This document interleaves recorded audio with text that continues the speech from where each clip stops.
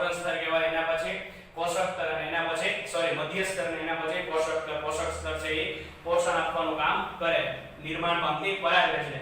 આ ઉપરાંત એની અંદર બીજાણુજનક પેશીનો જથ્થો આવેલો હોય, બરોબર. દરેક બીજાણુજનક પેશીનો કોષ છે પેશી કોષને બનેલી હોય, એટલે કે બીજાણુજનક પેશીનો કોષ છે એ બીજાણુ બનવાની નિર્માણ પામવાની ક્ષમતા ધરાવે છે. આથી એને લઘુ બીજાણુ જનન કહેવામાં આવે છે. લઘુ બીજાણુ જનન એટલે કે લઘુ બીજાણુનું નિર્માણ, બરોબર. પછી દરેક બીજાણુજનક પેશીનો કોષ છે એ અર્ધીકરણ પામી અને ચાર કોષ બનાવે, લઘુ બીજાણુ ચતુષ્ક કહેવાય. લઘુ બીજાણુ ચતુષ્ક છે એ ફરીથી વિભાજન પામશે અને દરેક લઘુ બીજાણુ ચતુષ્ક છે એનો એક એક કોષ છોટો પડીને પરાગરજ બનાવશે. સમગ્ર પરાગાશય છે એ જ્યારે પરાગરજથી ભરાઈ જાય આ દરમિયાન એ ફાટે છે અને એમાંથી પરાગરજ છે એ મુક્ત થાય છે. તો આયા સુધીનો ટોપિકની તમને માહિતી છે. હવે પરાગરજ મુક્ત થઈ ગઈ. અત્યાર સુધી તમે શું શું જોયું? પરાગાશય કેવું હોય, બરાબર. શું કામ છે પરાગાશયનું, રચના શું છે અને પરાગાશય કરે શું, આટલું તો જોયું. હવે જોઈ પરાગરજ છૂટી પડી ગઈ, ફૂટી ગયું પરાગાશય. પરાગરજ છૂટી પડી ગઈ તો પરાગરજ કેવી હોય? તો પરાગરજ વિશેની માહિતી છે ઈ હવે તમે જોશો. તો પરાગરજ છે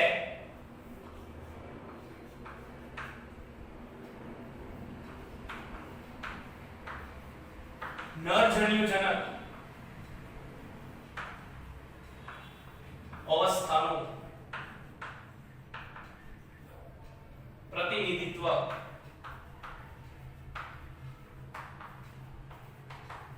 કરે છે, બરોબર. પરાગરજ છે એ નરજન્યુજનક અવસ્થાનું પ્રતિનિધિત્વ કરે છે. એટલે કે એ નરજન્યુ બનશે. નરજન્યુ એટલે કે શુક્રકોષ નરજન્યુજનક અવસ્થાનું પ્રતિનિધિત્વ કરે છે, માદાજન્યુજનક અવસ્થાનું પ્રતિનિધિત્વ કરતા નથી. પરાગરજ છે એ વિવિધ આકારની હોય છે.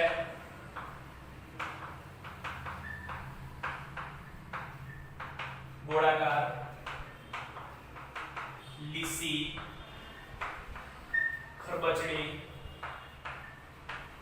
બરોબર. પછી અનિયમિત આકાર, આવા વિવિધ આકાર ધરાવે છે. તો પરાગરજ છે એ નરજન્યુજનક અવસ્થાનું પ્રતિનિધિત્વ કરે. આ ઉપરાંત વિવિધ આકારની હોય છે અને સાઈઝ પણ એમાં વિવિધ પ્રકારની જોવા મળે છે. જો તમારે અને વિવિધ પ્રકારની કદ હાજર. આ ઉપરાંત પરાગરજ નિરીક્ષણ કરવા માટે એક સ્લાઇડ લો. આ સ્લાઇડ લઈ લીધી, એના ઉપર એક પાણીનું ટીપું મૂકો અને પરાગાશય અને તંતુવાળો ભાગ લઈ આવો. આવો ભાગ લઈ આવો અને આને છે ને આમ ઠપકારવાનું, એટલે આની ઉપરથી છે પરાગરજ છે ખંખેરવાની અને આની ઉપર પાડવાની, બરોબર. પાણીના ટીપા ઉપર પરાગરજ ચોટી જાય. બહુ ઝીણી રજ દેખાય તમને. અને પછી તમે સૂક્ષ્મદર્શક યંત્રની અંદર જોશો ત્યારે તમને કેવી દેખાશે એ તમને બતાવું છું. જો આની અંદર વિવિધ આકારની આપેલી છે, બરોબર. આ બધા એના કોષ છે પણ આ માઇક્રોસ્કોપની અંદર જોવો ને ત્યારે તમને આટલી રચના દેખાય. અત્યારે તમને છે ને ટપકું દેખાતું હોય, આની ઉપર પાડો ત્યારે તમને રજ દેખાતી હોય. જ્યારે તમે આમાં જોશો ત્યારે જો આવા સ્પાઇક છે પ્રેઝન્ટ, આવા સ્પાઇક, એટલે આને કહેવાય ખરબચડી અથવા તો ફીટી આકારની, બરોબર. કારણ કે ઈ પરાગાશય ઉપર બેસવાનું છે એટલે આવી બધી રચના એના હાજર છે. આ અનિયમિત આકારની છે, બરોબર.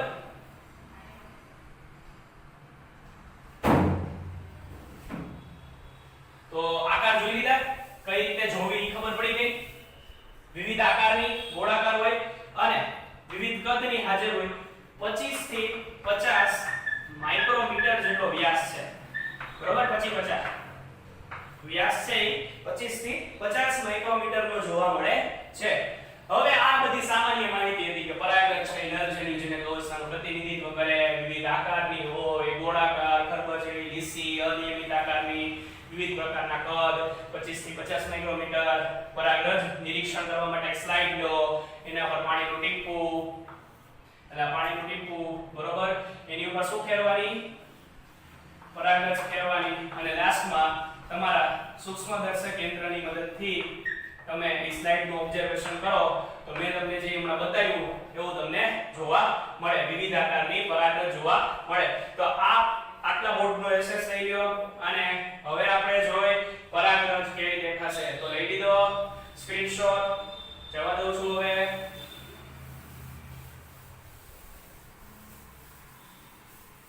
જો પરાગરજ છે એ ગોળાકાર છે, બરોબર. બે આવરણ હાજર હોય છે. કેટલા? બે આવરણ હાજર હોય. એક છે બાહ્ય આવરણ, બીજું છે અંતઃ આવરણ. આટલું બધું દૂર ન હોય. આ તો મેં છે ને આ બોર્ડમાં આવી રીતે દોર્યું છે, બહુ નજીક હોય. જો દોરું તો જાડાઈ બહુ વધારે હોય ચોકની એટલે ન ફાવે, એટલે આટલું દૂર દોર્યું છે, બરોબર. બાહ્ય આવરણ છે ને ખૂબ જ સખત હોય, ખૂબ જ સખત. કેમ ભાઈ? એવું તો શું છે ખૂબ કઠણ છે, બરોબર. એની અંદર સ્પોરોપોલિન હાજર હોય. શું હાજર હોય? સ્પોરોપોલિન, બરોબર. ખૂબ બાહ્ય આવરણ સખત છે અને સ્પોરોપોલિન નું બનેલું છે. સ્પોરોપોલિન એક પ્રકારનું રસાયણ છે, કેમિકલ છે. શું છે? રસાયણ અથવા તો કેમિકલ છે. સ્પોરોપોલિન એક રસાયણ છે, કેમિકલ છે, ખૂબ જ સખત હોય. અને આ સ્પોરોપોલિન છે કોઈ પણ ઉત્સેચક એને અવનત નથી કરી શકતા, એટલે કે તોડી નથી શકતા.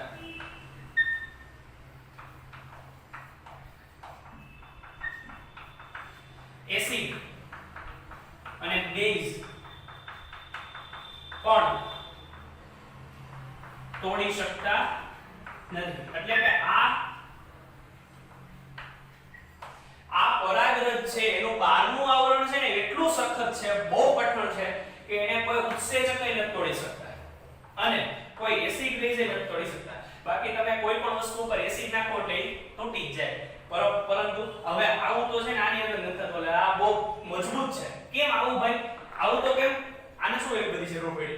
કારણ કે આ છે વાતાવરણની અંદર હાજર છે. તડકો વધશે, તાપમાન વધશે, અંદર આની અંદર પરાગરજ બને છે અને તાપમાન અનુકૂળ નહીં આવે, વધારે ઠંડી આવશે, વધારે પવન આવશે, ઉડી ગમે ત્યાં વહી જશે, બરોબર. તો એને જીવવાનું તો છે જ, આની અંદર જીવિત પરાગરજ છે, બરોબર, જેને પ્રજનન કરવાનું છે. તો આવું જો સ્પોરોપોલિન પ્રકારના કોઈ એને ઉત્સેચક સ્પોરોપોલિન પ્રકારનું રસાયણનું આવરણ ન હોય તો ગમે તેને મરી જાય. થોડો પવન આવે, તાપમાન વધે તો એ નાશ પામે. એવું ન થાય એના માટે થઈ સ્પોરોપોલિન નામનું આ જે લેયર છે એ હાજર હોય છે. તો હવે જોઈ કે બીજું શું જોવા મળે છે? સ્પોરોપોલિન છે, બરોબર, ઉત્સેચક અવનત નથી કરી શકતા અને એસિડ બેઝ પણ તોડી શકતા નથી. હવે થોડી જગ્યાએ સ્પોરોપોલિન ગેરહાજર હોય છે.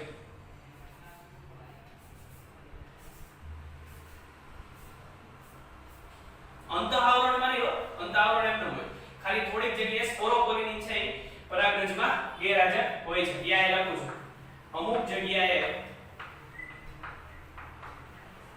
સ્પોરોપોલિન ગેરહાજર. તો આ ભાગને કહેવાશે જનન છિદ્ર. જનન એટલે નિર્માણ, છિદ્ર નિર્માણ છિદ્ર. શેનું નિર્માણ ભાઈ? કવળા, બરાબર. આ બધા ભાગને શું કહેવાય? જનન છિદ્ર. ગુજરાતીમાં આની સંધિ છૂટી પાડી જનન પ્લસ છિદ્ર, નિર્માણ છિદ્ર. કેનું નિર્માણ કરશે ભાઈ? જોઈએ, બરાબર. બાહ્ય આવરણ જોઈ લીધું, અમુક જ ભાગ છે અહીંયા સ્પોરોપોલિન હાજર નથી, એને શું કહેવામાં આવે છે? જનન છિદ્ર. આ ઉપરાંત અંતઃ આવરણની માહિતી આ લખું છું. અંતઃ આવરણ છે ઈ સેલ્યુલોઝ અને પેક્ટિન નું બનેલું છે. કેનું? સેલ્યુલોઝ અને પેક્ટિન નું બનેલું હોય છે. બાહ્ય આવરણ સખત છે, સ્પોરોપોલિન નું છે. અંતઃ આવરણ સેલ્યુલોઝ પ્લસ પેક્ટિન નું બનેલું હોય છે. હવે જોઈ આનું કામ શું છે? આ જનન છિદ્ર શું કામે આવ્યા છે? જોજો હવે.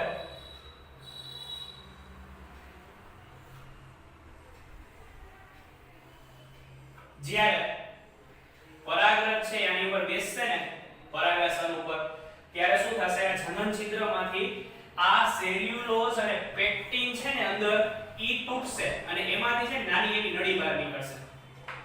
આયાથી નાની એવી નળી બહાર નીકળે. આની અંદર આવી જાય પરાગવાહિનીમાં. આને કહેવાય પરાગનલિકા અને ઠેક આયા નીચે સુધી પહોંચે. બરોબર? આ બધું હમણાં આના પછીના ટોપિક્સમાં આપણે જોશું. પણ આ જનન છિદ્ર શું કામ છે? એમાંથી શું નીકળે છે? પરાગનલિકા. જેને બહુ જાણવાની ઉત્સુકતા હોય એના માટે છે. એમાંથી પરાગનલિકા નીકળશે ને સેલ્યુલોઝ અને પેક્ટિનના તૂટવાથી બને છે. બરોબર? તો શું જોયું અત્યાર સુધી? સ્પોરોપોલિનના ગેરહાજર હોય ને જનનછિદ્ર કહેવાય. સેલ્યુલોઝ અને પેક્ટિન હોય અંતઃઆવરણમાં. આ ઉપરાંત અંદરની બાજુએ આધારક આવેલું હોય, એટલે કે પાણી જેવા પદાર્થ હોય, દ્રવ્ય આધારક. શું હોય? આ ઉપરાંત આધારક, જેમાં એક બાજુએ ખૂબ નાનો કોષ જોવા મળે છે અને બીજી બાજુએ ખૂબ મોટો કોષ હોય. આને કહેવાય જનન છિદ્ર, સોરી જનન કોષ, અને આને કહેવાશે વાનસ્પતિક કોષ. બરોબર? ઉપરાંત બે કોષ જોવા મળે, એક મોટો એક નાનો. નાનો હોય એને જનન કોષ કહેવાય, મોટો હોય એને વાનસ્પતિક કોષ. બરોબર? આ જનન કોષ છે એ નીચેની બાજુએ છે, વાનસ્પતિક કોષ ઉપરની બાજુએ. વાનસ્પતિક કોષ છે એ જનન કોષને ખોરાક આપે. શું આપે?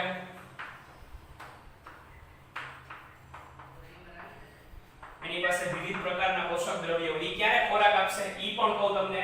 હવે 60% જેટલી આવૃત બીજધારી છે ને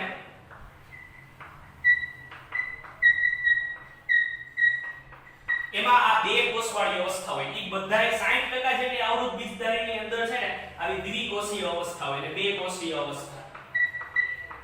બરોબર? અને બીજી 40% વધી ને આવૃત બીજધારી એમાં ત્રણ કોષીય અવસ્થા હોય, ત્રિકોષીય. કઈ રીતે? જો વાનસ્પતિક કોષ એમનેમ રહેશે અને આ એમનેમ છે. ઈ છે આ 60% વાળા. 60% ની પરાગરજાલી હશે અમુક વનસ્પતિ. હવે જે 40% છે ને એનામાં કેવું હોય ખબર? આ જે હતો ને એનું અર્ધીકરણ થાય. શું થાય? અર્ધીકરણ. એક છે ને થોડો મોટો કોષ બને અને એક છે નાનો કોષ બને. બરોબર? હવે આ અર્ધીકરણ થઈ ગયું, સોરી સંભાજન થશે. આયા માય મિસ્ટેક. સંભાજન થઈ વિભાજન થશે અને બે કોષ બનશે, એક નાનો અને એક મોટો. હવે આ ભાઈનું અસ્તિત્વ વયું ગયું કારણ કે પોતે તો વિભાજન પામી ગયા. આ બેનો વાય લખું, એક આ.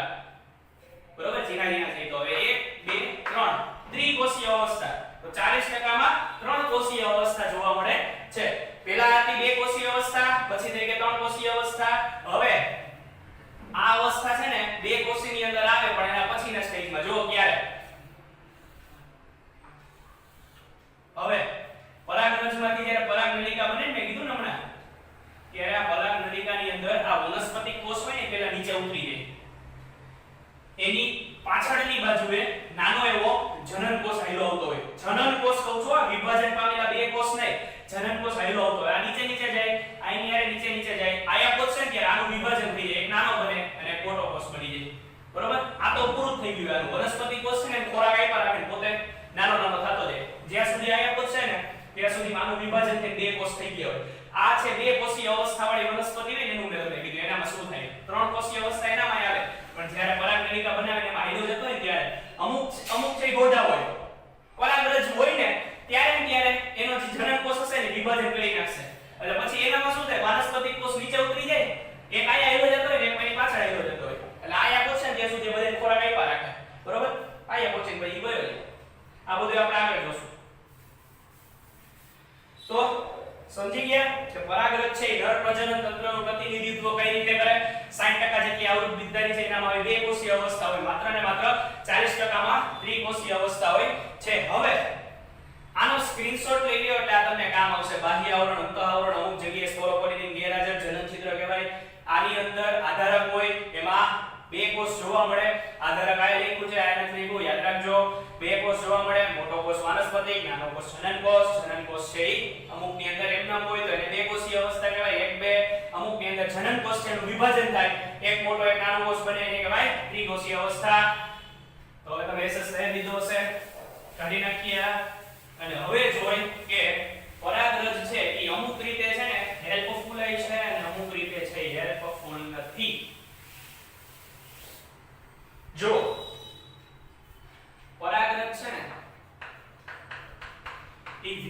પ્રકારના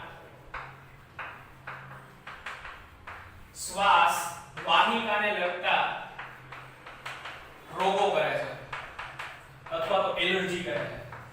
એલર્જી હોય બધાને, મોટા ભાગની એલર્જી છે ને પરાગરજની હોય. તમે જ્યારે વાતાવરણની અંદર કહો કે મને ધૂળની એલર્જી છે, પણ એ ધૂળ કરતાંય પરાગરજની હોય. પરાગરજ છે વાતાવરણમાં હાજર હોય. જ્યારે આપણા શરીર આપણે અટેક કરે ને એટલે આપણા શરીરમાં અટેચ થાય, આપણા શ્વાસ દ્વારા લેવાય, ત્યારે શ્વાસ વાહિકામાં જાય અને ન્યા છે સલવાઈ જાય. બરોબર? એના લીધે અસ્થમા અને બ્રોન્કાઇટિસ આવા રોગ થાય. આ બે રોગના નામ તમને ખબર છે, હું વધારે કઈ માહિતી નથી આપતો આની. બરોબર? શ્વાસ વાહિકા એટલે ખબર છે તોય કહી દઉં છું. શ્વાસ નળી છે એ જમણી અને ડાબીમાં વિભાજિત થાય. બરોબર?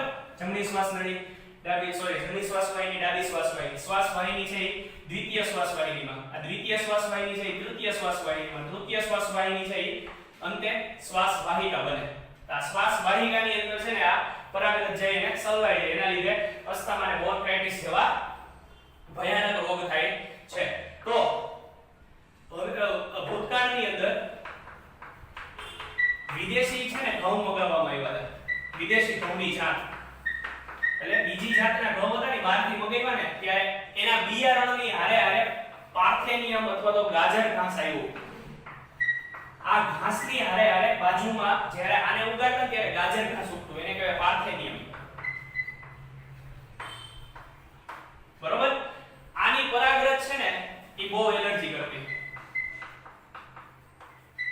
એલર્જી માટે જવાબદાર છે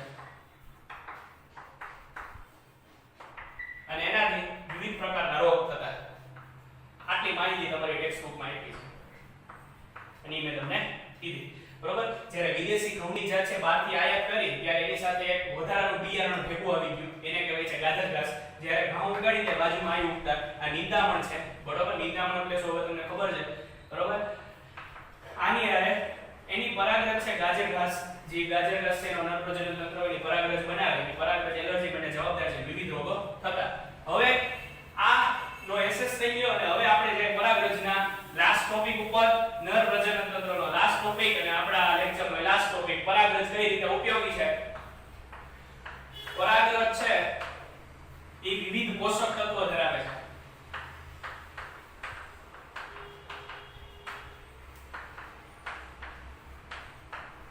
બરોબર? કઈ રીતે તમે જોયું છે એની અંદર છે આધારક હતું, એમાં દ્રવ્ય છે. બરોબર? તો પોષક તત્વોથી ભરપૂર હોવાથી એનો ઉપયોગ પૂરક ખોરાક તરીકે થાય છે. એનો ઉપયોગ પૂરક ખોરાક તરીકે થાય. વિદેશી દેશો અથવા તો પશ્ચિમ દેશો છે એ પરાગરજનો પૂરક ખોરાક તરીકે ઉપયોગ કરે છે.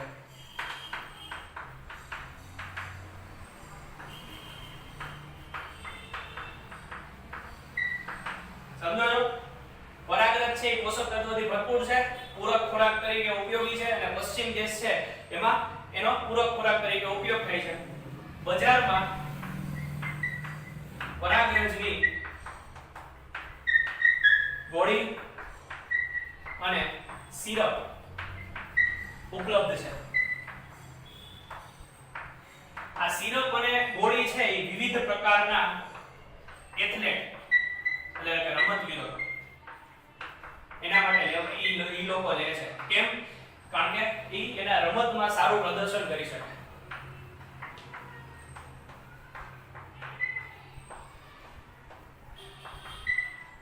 બરોબર? આ પરાગરજની ગોળી લે એટલે એમાં પોષક તત્વો હોય, પોષક તત્વો આને મળે એટલે વધારે સારી પ્રદર્શન કરી શકે. એના માટે પરાગરજની ગોળી અને સિરપ કન્ટિન્યુઅસલી લેતા હોય છે અને આજે બજારમાં વિવિધ પ્રકારની પરાગરજ છે એની ગોળી અને એની સિરપ છે એ અવેલેબલ છે. બરોબર?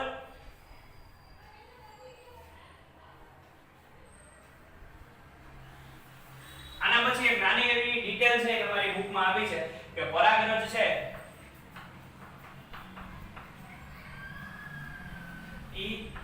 એની જીવિતતા ગુમાવે ને તેની પહેલા ફલન થવું જરૂરી છે.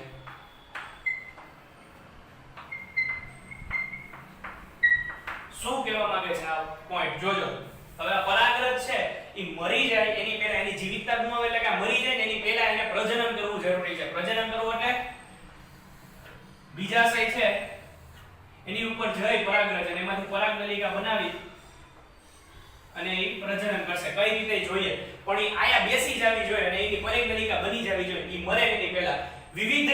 વિવિધ પરાગરજ છે એની અલગ અલગ સેલ્ફ લાઈફ હોય. બધાની છે જીવિતતા અલગ અલગ હોય. આ એસએસ લઈ લ્યો, પૂછી નાખો છો. વિવિધ પરાગરજ છે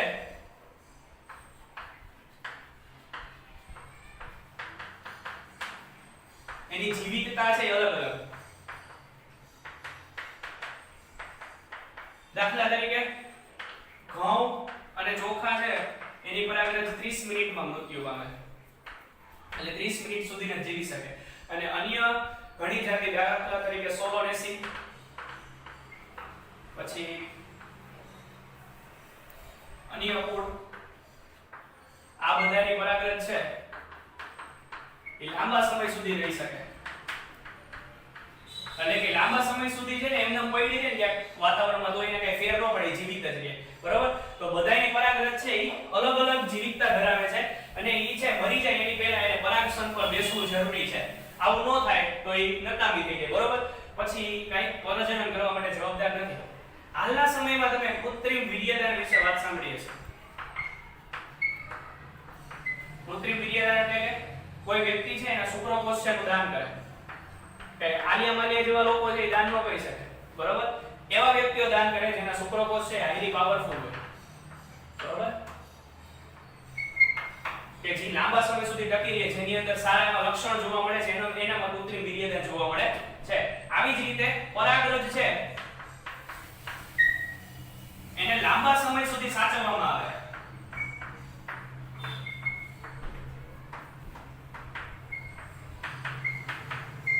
કેની અંદર સાચવે ભાઈ?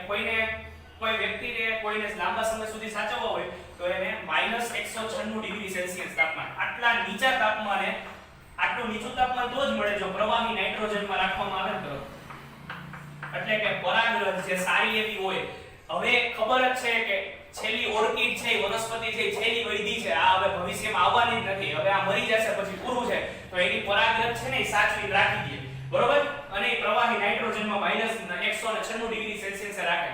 આવી જ પરાગરજની સાથે આવો માદા ભાગ છે એ એક ગાંઠી અને -196 ડિગ્રી રાખી દે અને ભવિષ્યમાં જ્યારે પણ જરૂર પડે ને ત્યારે ફરીથી બેને રીપ્રોડ્યુસ કરે અને એમાંથી નવું પુષ્પ બનાવે. બરોબર? આને કહેવાશે બીજ નિધિ અથવા તો જનીન નિધિ. બહુ મોટો કન્સેપ્ટ છે.